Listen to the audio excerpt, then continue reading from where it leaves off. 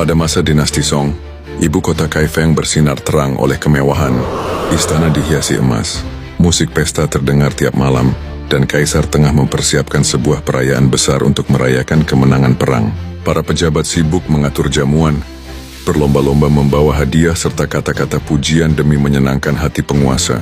Namun di balik tembok istana yang megah, desa-desa rakyat jelata dipenuhi tangisan dan penderitaan. Untuk membiayai pesta, pejabat keuangan mengusulkan pajak tambahan.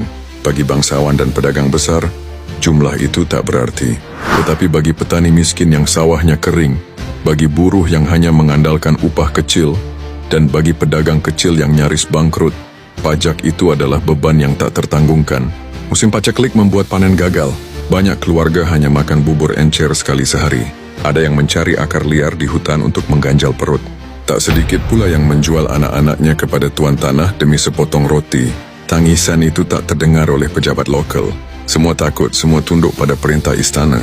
Namun di tengah putus asa, rakyat mengingat satu nama. Bao Zheng, sang hakim berwajah hitam berhati emas. Mereka percaya jika ada satu orang yang mau menentang kebijakan zalim, itu hanyalah dirinya. Maka dikumpulkanlah sebuah petisi. Karena tak punya tinta, mereka melukai jari dan menuliskan huruf demi huruf dengan darah. Kalimatnya sederhana tapi menembus hati siapapun yang membacanya. Jika langit punya mata, biarkan rakyat ini tetap hidup. Petisi darah itu akhirnya sampai ke tangan Bao Zheng. Ia membacanya perlahan, matanya bergetar lalu menatap ke langit-langit. Ia berkata lirih, jika aku diam, aku bukan manusia. Lebih baik kepalaku jatuh daripada nuraniku mati. Para bawahannya terkejut. Mereka memohon, Tuan Bao, ini perintah istana. Jika Anda menentang, hidup Anda akan tamat. Tetapi Bao Zheng menatap mereka dengan tenang. Hukum diciptakan untuk rakyat. Jika rakyat mati kelaparan, untuk siapa hukum ditegakkan? Hari itu aula istana penuh sesak oleh pejabat. Mereka membawa hadiah emas, puisi indah, dan ucapan manis. Semua berlutut serempak. Semua memuji bahwa pajak tambahan adalah kebijakan bijak. Tak seorang pun berani berbeda. Hingga suara langkah Bao Zheng terdengar. Ia maju dengan tegap. Wajah hitamnya penuh wibawa. Di tangannya ia membawa gulungan petisi darah rakyat jelata. Dengan lantang ia berkata, paduka kaisar, inilah suara rakyat. Mereka menulis dengan darah karena tinta pun tak mampu mereka beli. Mereka tidak meminta pesta, mereka hanya meminta hidup. Apakah emas istana lebih berharga daripada nyawa rakyat jelata? Ruangan mendadak senyap. Seorang pejabat berteriak, Bao Zheng lancang. Bagaimana kau berani menentang kehendak istana? Namun Bao Zheng berdiri tegak, menatap lurus ke arah tahta naga. Suaranya bergema. Jika hukum hanya berlaku bagi orang kaya, maka aku tidak pantas disebut hakim. Biarlah kepalaku dipenggal. Asal jeritan rakyat ini sampai ke telinga langit. Kaisar terdiam, wajahnya tegang. Tangan menggenggam kursi naga. Semua pejabat menunduk, menahan napas.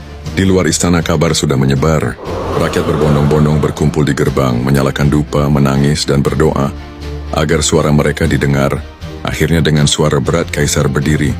Bao Zheng, engkau benar. Apa arti kejayaan jika rakyatku menangis? Pajak tambahan ini kucabut. Perayaan akan dipangkas. Biarlah rakyat makan kenyang, barulah istana bersuka cita. Saat kata-kata itu terucap, suasana istana berguncang. Para pejabat terdiam, tak berani membantah. Bao Zheng menunduk lalu bersujud, bukan karena kemenangan pribadi, melainkan karena jeritan rakyat akhirnya sampai ke telinga penguasa. Di luar rakyat bersorak, air mata tumpah. Mereka berlutut sambil memukul tanah dengan tangan kosong, berteriak, hidup Hakim Bao. Suara rakyat akhirnya sampai ke langit.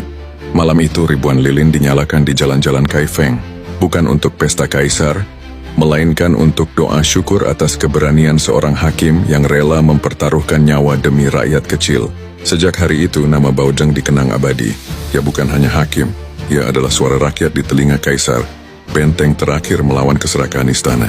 Dalam dunia penuh ketidakadilan, pernah ada seorang pria berwajah hitam yang berdiri sendirian, dan keberaniannya membuat langit pun berpihak pada rakyat.